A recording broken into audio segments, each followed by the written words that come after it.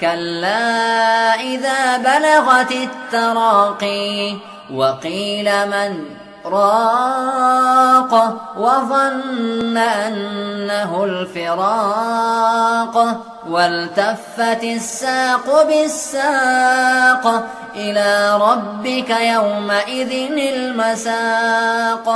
Karena ada kira-kira 2 minggu yang lalu yang belum sejawab, ada pertanyaan, apakah Wahabi itu? Nah, ini lagi tren masalahnya, ya enggak? Orang banyak ngomong masalahnya. Antum melihat di media sosial, ya enggak? Luar biasa. Dan ini lagi fitnah Wahabi yang luar biasa. Luar biasa. Ibaratnya apa? Ini lagi booming, ya. Nah, lagi booming. Taib. Bahkan menyatakan Wahabi sesat. Nah, ini menyatakan sebutan sesat ini sesuatu yang tidak gampang. Nah, barakallahu fikum. Karena ada penyebutan istilah Wahabi itu ada terjadi yang namanya distorsi sejarah. Jadi kesalahan dia menempatkan atau memposisikan itu kepada seorang alim mujaddid, ya, seorang alim mujaddid yang bernama Syekh Muhammad bin Abdul Wahhab. Nah, ini Syekh Muhammad bin Abdul Wahhab. Ingat namanya Muhammad bin Abdul Wahhab. Namanya Muhammad, Abdul bin bapaknya Abdul Wahhab. Mestinya kalau ini yang dimaksudkan, dia yang sesat padahal dia seorang mujaddid, berarti semestinya bukan Wahabi, tapi siapa? Muhammadi. Atau dengan lain apa? Muhammadiyah. Karena apa? Dia namanya Muhammad. Kalau itu, sehingga ternyata keumumannya bahwa manusia ketika dia menuduh dengan kalimat Wahabi, dia tunjukkan kepada siapapun yang menyelisihi kebiasaan tradisi-tradisi mereka. Nih, biasa begitu. Jadi kalau mereka tidak ikut tradisi, mereka tidak ikut acara-acara yang biasa mulai dulu dia kerjakan, dia yakini, ini Wahabi. Nah, begitu. Ya. Atau yang tidak sesuai dengan apa? Keyakinan mereka, akidah keyakinan mereka. Walaupun kita ketahui akidah keyakinan mereka tidak dibangun di atas dalil. Pokoknya kalau yang menyelisih maka namanya Wahabi. Nih, ini ada sebuah kisah, ya, sebenarnya ada sebuah kisah ini. Jadi kisahnya ini sebenarnya di Saudi, karena kalau di Saudi ini katanya kan Wahabi ini gudangnya di Saudi katanya. Nah, ini yang muskilah. Sementara ada seorang ulama yang bernama Syekh Muhammad Jamil Zainu. Ini orang juga tadinya dia hanya dengar Wahabi itu siapa? Oh, Wahabi itu orangnya suka kalau kajiannya itu hari Kamis malam Jumat di tempat ini. Nah, begitu. Nah, ini kasusnya begitu, kebetulan kok sama dengan kita gitu loh. Ya kebetulan aja, padahal itu kisah sejarah kalau di kitab itu begitu memang. Apa yang mereka kaji? Tafsir, hadis, ya, seperti itu. Maka seorang syekh ini juga penasaran dia. Maka dia pengen hadir di tempat itu. Ya. Sementara barakallahu fikum, dia mengatakan, wa kuntu la a'rif syai'an 'anil wahabiyyah illa ma asma'uhu min al-masyayikh. Aku tidak pernah dengar apa istilah Wahabiyah itu, tidak tahu saya. Kecuali aku dengar dari guru-guru syekh ini. Mereka mengatakan Wahabi itu menyelisih manusia, tidak mau yakin mengimani tentang para wali, karomah wali. Nah, begitu kata mereka. Dia tidak cinta Rasul, tidak pernah baca salawat, katanya begitu. Kemudian apa? Bahwa Wahabi ini apa? Melarang ziarah kubur katanya. Hadis seperti itu. Apa benar? Tidak benar, meluruskan ziarah kubur yang benar. Jadi seperti itu. Itu kata mereka, tuduhan mereka. Nah, Ketika Syekh tadi datang, dia mendengar seperti itu, ada pengajian itu disebutkan seperti itu, maka kemudian dia ngajak orang-orang pemuda yang cerdas, diajak untuk menghadiri orang yang dituduh Wahabi itu begitu. Kemudian di sana ternyata yang dibahas tadi tafsir, hadis, fikih, dan kemudian itu di tempat kadang-kadang mereka yang sudah dituduh Wahabi mau ngaji di masjid muslimin aja tidak boleh. Wah, ini takutnya ini Wahabi nih. Nah, begitu terjadi di Saudi juga terjadi, bukan di Indonesia aja. Gimana antum ini? Jadi karena seperti itu, sampai gambaran pemikirannya sampai seperti itu, sampai dibikin bagaimana Wahabi ini pokoknya hantu. Nah, ini hantu bisa ya tidak apa-apa, tapi hantu berupa manusia jenggotan ini. Ya, ini saya sampaikan, memang saya bukan ngada-ngada, tapi memang di Saudi pun terjadi, bukan tidak terjadi.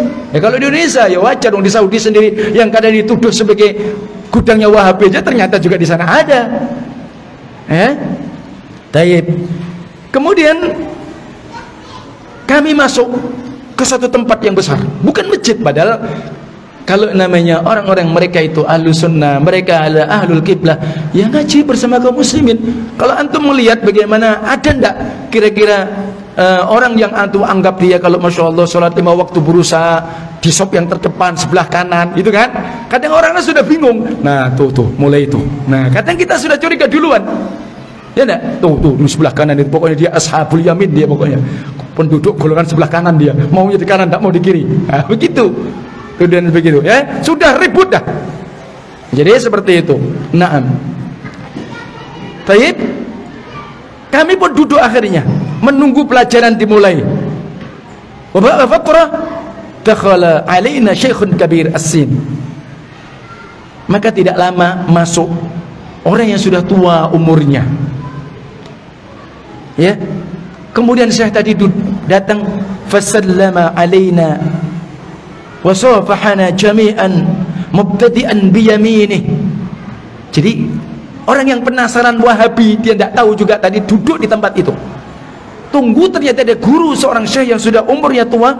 Saya tadi masuk, assalamualaikum, berjabat tangan dia, ya, semua dijabat tangan, dimulai dari yang kanan, bener kan? Sunnah, ya. Kemudian thumma jalasa ala maq'ati, dia duduk di tempat duduknya. Makanya ikhwah, antum ini, jadi jangan kalau antum salaman jangan orang yang jenggotan saja. Nah, ini nanti fitnah. Ya. Jadi masjid ini muslimin semua. Jadi jangan antum anggap ini alul bid'ah nanti yang tidak jenggotan. Nah, ini salah besar nih. Ya belum aja. Ya. Jadi kalau antum nanti yang antum salami yang kenal tok, yang tidak kenal tidak antum salami. Ya, ini fitnah nanti. Nah, ini hal yang sepele loh ini. Jadi ini perlu diperhatikan. Jadi semua ini muslimin, mereka ahlul jamaah, ya antum salami siapapun, jangan ustaz tok disalami, yang temannya tok ditemani, yang sebelah ini wah ini orang awam tidak disalami. Salah besar antum, fitnah dakwah ini. Ingat nih. Jadi ini penting. Apa memang dia ini najis? Ya tidak, la haula wala quwwata illa billah. Ingat, ini termasuk di antara antum, naam, sebagai bentuk antum menetralisir, mengecilkan masalah-masalah fitnah itu. Karena dikenal pokoknya Wahabi tidak mau salaman, tidak mau tuh assalamualaikum, tidak mau jabat tangan juga tidak mau. Iya, kalau habis sholat langsung memang tidak ada sunnahnya, iya kan? Tapi ketika ada orang awam narik tangan antum, ya jangan antum tidak salami, fitnah lagi nanti. Ya, tapi kalau sudah biasa ketemu ya antum mesti ngajari dia tentang kebenaran kan? Sudah biasa jamaah di masjid. Ya enggak? Ya, jadi salaman ini adalah sunnah. Kapan sunnahnya? Ketika bertemu. Ya kan? Iya, baru bertemu. Kenapa? Akan bisa menggugurkan dosa-dosa kesalahan kita. Jadi seperti itu. Naam.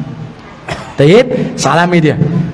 Kemudian tidak ada siapapun yang duduk memberi hormat dan yang lain tidak ada. Maka aku mengatakan, hadza syekhun mutawadhi, ini syekh yang tawadhu. Ya, jadi seperti itu.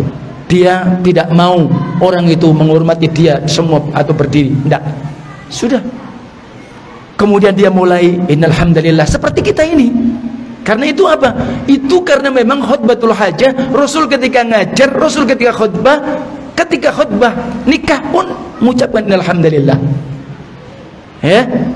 Kemudian beliau pun menyebutkan dengan berbahasa Arab, yatakallam bil ghatil arabiyyah, menyebutkan hadisnya sahih dan semisalnya. Ketika nyebut hadis Rasulullah SAW, maka kemudian apa? Ya sallallahu alaihi, ya, membaca salawat. Jadi tuduhan-tuduhan ini tidak ada semua. Selesai pelajaran, ada yang bertanya, silakan bawa kertas. Ya, ada pula yang kemudian apa? Ingin bertanya sebagian hadirin, maka dijawab pula. Dan selesai, ya, alhamdulillah al-anana muslimun. Ya, saya mengatakan alhamdulillah kita muslimin, mukminin, wasalafiyun. Beliau mengatakan begitu, kita salafi. Wa ba'dun nas yaqulun inna wahabiyun. Kata beliau, ada sebagian manusia mengatakan kita adalah wahabi. Fahada, ya, tanabazu bil alqab. Maka ini tentunya apa? Ya, gelar-gelar tuduhan yang dilarang oleh Allah. Waqad nahanallah an hadza wa la tanabazu bil alqab. Kan begitu kan, kita enggak boleh. Tapi dulu Imam Syafi'i juga pernah dituduh sebagai seorang Rafidhi, pernah. Ya, maka barakallahu fikum, maka ini kisahnya. Ya. Jadi itu ternyata tidak ada kalau yang dituduh begini begitu itu enggak ada sama sekali. Dia juga baca sholawat, dia juga baca ayat Al-Quran, Sunnah Rasul Sallallahu Alaihi Wasallam. Di antara mereka juga ziarah kubur dan semisalnya. Nah, jadi begitu. Baik. Nah, adapun sebenarnya memang ada Wahabi yang sesat. Ya, mereka Wahabi yang sesat ini memang ini akhirnya dijadikan senjata oleh orang-orang Syiah Rafidhah. Dijadikan senjata. Karena ada ucapan seorang imam bernama Al-Lakhmi pada abad 4 Hijriah, 478 Hijriah. Beliau pernah ditanya tentang siapa? Wahabi. Ya. Kemudian Wahabi ini di masa beliau abad berapa tadi? 4. Bangun masjid. Ya. Bagaimana hukumnya sholat di dalamnya? Maka Imam Lakhmi mengatakan kharijiyah dhala kafirah. Wahabi ini firqah Wahabiyah, dia firqah Khawarij sesat. Semoga Allah hancurkan mereka. Kenapa? Karena memang mereka Khawarij. Nah, tapi hujah ini dijadikan modal oleh di kalangan ahlul bid'ah Syiah Rafidhah. Maka di negeri kita Indonesia begitu, diudek seperti itu. Nah, padahal itu kalimat itu disemayamkan yang disebutkan tadi bukan kepada Syekh Muhammad bin Abdul Wahab. Kalau Syekh Muhammad bin Abdul Wahab, beliau itu adalah lahir pada abad berapa? 12 Hijriah. Jadi 1100 atau 1200 sekian. Jadi 200 tahun yang lalu. Nah, sementara tadi Imam Lakhmi pada 44 kan jauh sekali. Berarti memang yang dimaksudkan itu adalah siapa? Bukan Syekh Muhammad bin Abdul Wahab, tetapi yang difatwakan itu namanya siapa? Yakni Abdul Wahab ibnu Abdurrahman ibnu Rustum, yang dia lahir pada abad 2. Loh, jauh kan? Iya, abad 12 sama abad 2 kan jauh sekali. Selisihnya berapa tahun? Hampir 800 tahun. Nah ini, tapi ini terus begitu. Memang ada namanya siapa tadi? Abdul Wahab, baru betul namanya Wahabi. Bin Abdurrahman bin Rustum, itu betul. Karena memang mereka berpemahaman Khawarij yang gampang mengkafirkan, mentakfirkan, mentabdik daripada kaum muslimin tanpa dalil. Tapi kalau Syekh Muhammad bin Abdul Wahab tidak yang seperti itu. Bisa dipahami? Sehingga kita jangan sampai tidak tahu, jangan sok tahu. Dan kemudian apa? Kita menyebarkan fitnah yang akhirnya dahsyat seperti ini. Pelajari sejarah, fahami siapa sih yang dimaksudkan Wahabi sesat ini. Bukan Syekh Muhammad bin Abdul Wahab, tapi siapa tadi? Abdul Wahab ibnu Rustum. Ya, ya. Jadi seperti itu. Wallahu alam. Mudah-mudahan ini akan bisa menjadi manfaat untuk kita semua. Jadi kita tidak usah takut, dan yang lainnya ngapain? Kita di atas kebenaran, kita menyampaikan ilmu, kita mengamalkan sunnah, kita mengamalkan tauhid. Tidak perlu siapapun orang yang akan ngomong, itu adalah sunnatullah. Wallahu a'lam. Subhanakallahumma wa bihamdika asyhadu an la ilaha illa anta astaghfiruka wa atubu ilaik. Assalamualaikum warahmatullahi wabarakatuh.